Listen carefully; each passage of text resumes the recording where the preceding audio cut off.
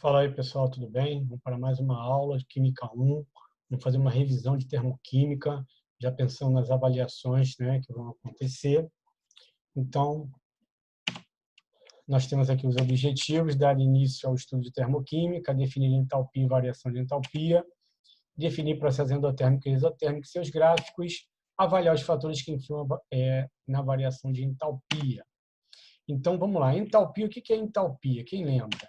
Então, entalpia, né, quando a gente fala em calor e energia em reação química, nós estamos falando de entalpia. Então, a definição, calor potencial de um sistema. Então, não é possível obter o valor absoluto da entalpia. Então, nós temos aqui uma reação A mais B formando C mais D, né? Então, a entalpia do reagente é a entalpia de A mais a entalpia de B, e a entalpia do produto é a entalpia de C mais a entalpia de D. A entalpia é representada pela letra H, né? Isso só revisão. Então, a variação de entalpia é a entalpia final menos a inicial, ou seja, a entalpia do produto menos a entalpia do reagente.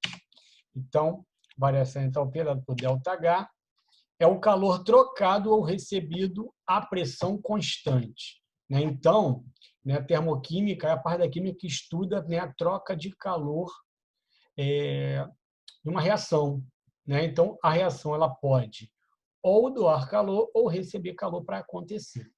Então, um processo endotérmico, nós temos aqui uma bolsa de gelo, representando, aqui a perna da pessoa vai estar absorvendo aqui, calor. Então, o processo endotérmico ocorre com absorção de calor, a variação de entalpia vai ser sempre maior do que zero.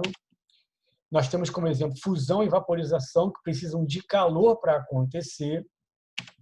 E nós temos aqui o gráfico, ó, a entalpia final é maior que a inicial. Então, como ΔH é final menos inicial e o final é maior, o ΔH é maior do que zero, ou seja, endotérmico absorve calor. Então, num processo endotérmico, a entalpia final é sempre maior que a entalpia inicial. Já os processos exotérmicos, nós temos aqui uma bolsa quente, liberando calor ali na pessoa. Então, ocorre com liberação de calor. A entalpia final é menor do que zero. Variação de entalpia é sempre menor do que zero. Nós temos como exemplo a solidificação e a condensação, que precisam liberar calor para acontecer. E no gráfico nós vemos que a entalpia final é menor que a entalpia inicial, ou a entalpia inicial é maior que a entalpia final. Quando a gente faz a variação, que é o final menos inicial, o valor é menor do que zero, ou seja, libera calor. Nós temos alguns exemplos aqui de equações termoquímicas, fenômenos exotérmicos. Então, o que vai acontecer? Para eu reconhecer um fenômeno exotérmico, reagente formando produto mais calor, ou reagente formando produto e a variação de entalpia é menor do que zero. ΔH é negativo, ok? Então, nós temos aqui um gráfico, nós temos o cloreto de cálcio se decompondo em íon Ca+ e cloreto menos. Então, a variação de entalpia, para isso acontecer, vai liberar menos 81,3 kJ. Ok? Então, você vê que o inicial, o reagente, tem mais energia que o produto, então ele libera esse calor excedente. Então, o que está acontecendo aqui, CaCl2, formando Ca+2 e Cl-1 e liberando calor. Okay?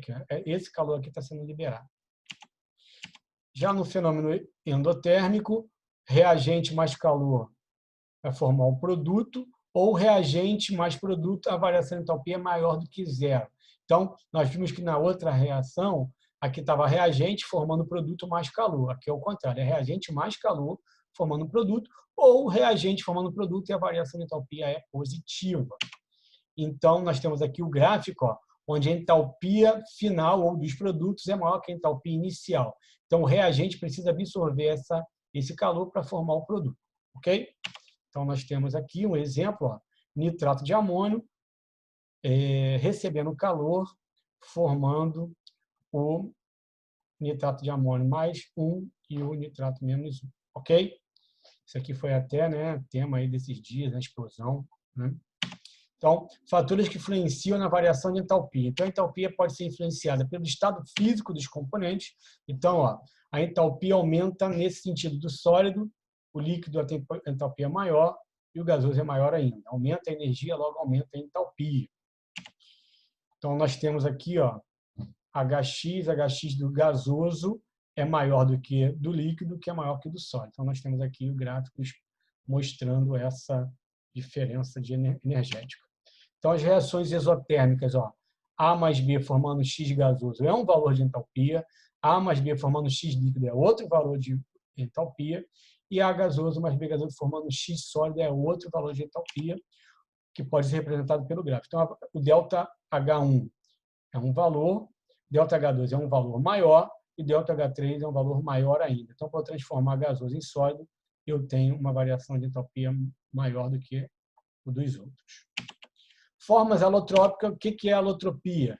É a propriedade que possuem alguns elementos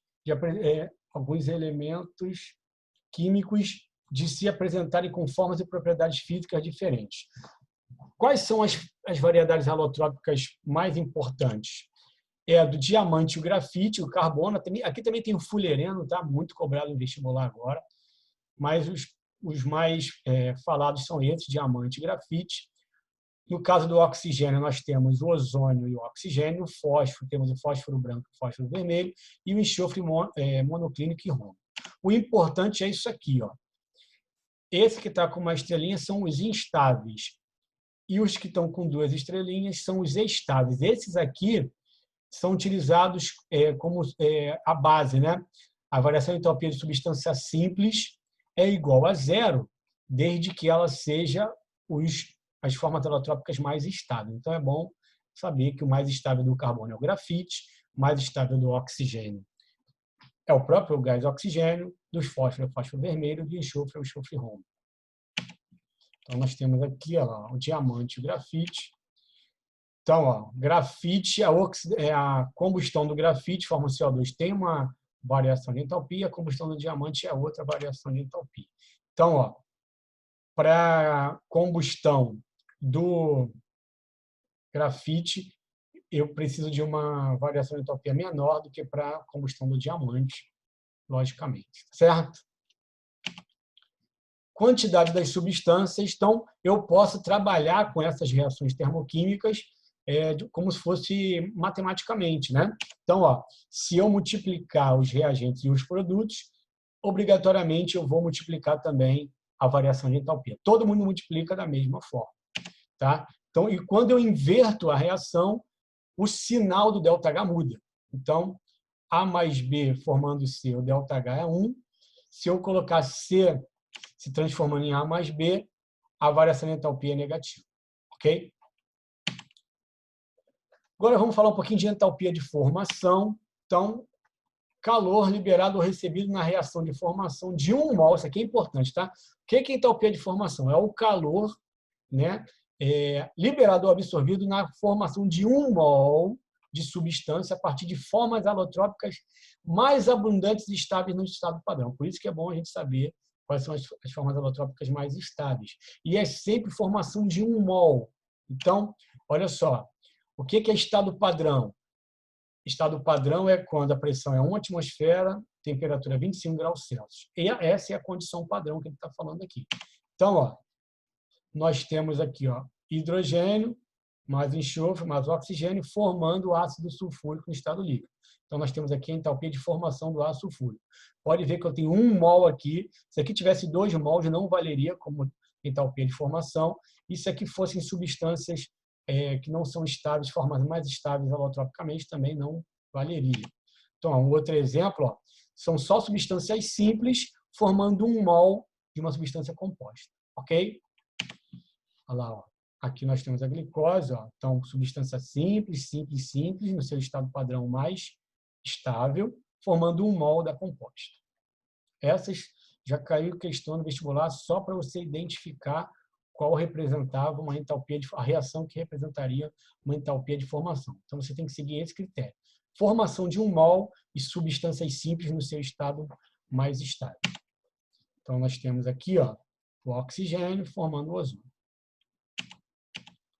Substância simples, nós temos aqui exemplos da substância simples, que é formada por um elemento químico só. Por convenção, a entalpia é sempre igual a zero. Então, quando nós começamos a fazer cálculo, né, tiver uma substância simples, a gente sabe ali que a entalpia é igual a zero. Então, a entalpia de formação, ó, nós temos o CO2, a entalpia de formação de CO2 é essa daqui, ó, menos 393,5, isso é tabelado. Então, como é que isso é feito? É sempre a variação de entalpia final menos inicial. Então, ó, variação de entalpia final menos entalpia inicial, ou seja, entalpia do produto menos entalpia dos reagentes, que é carbono e oxigênio. Como carbono e oxigênio são substâncias simples, né? Então, a entalpia deles já é zero. Então, a variação de entalpia, né, de formação de CO2 é menos 393,5. Aqui nós temos, né, tabelados, né, várias substâncias e as suas entalpias de formação. Ok? Isso é muito utilizado para fazer questões de termoquímica. Ok, pessoal? Então, nossa aula termina aqui. Um grande abraço. Até a próxima.